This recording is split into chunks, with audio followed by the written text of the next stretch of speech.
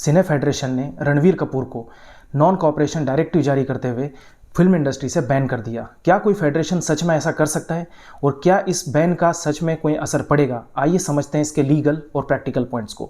सिने federation यानी federation of western India cine employees, जो कि फिल्म इंडस्ट्री का एक बड़ा ट्रेड यूनियन संगठन है। ट्रेड यूनियंस का मतलब होता है मजदूरों या कर्मचारियों का संगठन, जो अपने काम, वेतन, सुरक्षा और अधिकारों की रक्षा के लिए सभी मिलकर एक यूनियन बनाते हैं।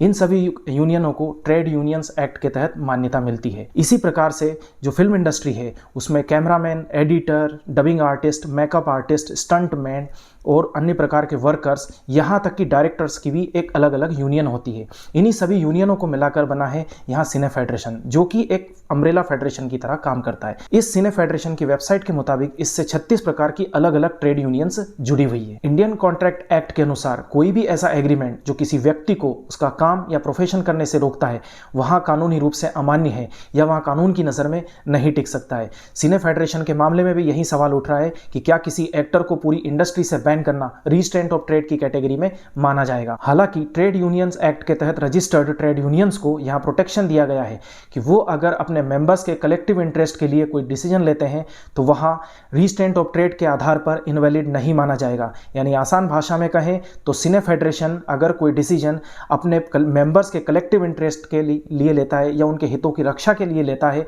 तो वहां रिस्ट्रेंट ऑफ ट्रेड के आधार पर इनवैलिड नहीं माना जाएगा। और सिने फेडरेशन का यहाँ जो नॉन कॉपरेशन डायरेक्टिव है वो इसी कैटेगरी के अंदर आता है। सिने फेडरेशन कोई सरकारी संस्था या अदालत नहीं है, इसीलिए उसका यह आदेश कानून की तरह सीधे इन्फोर्स नहीं होता है।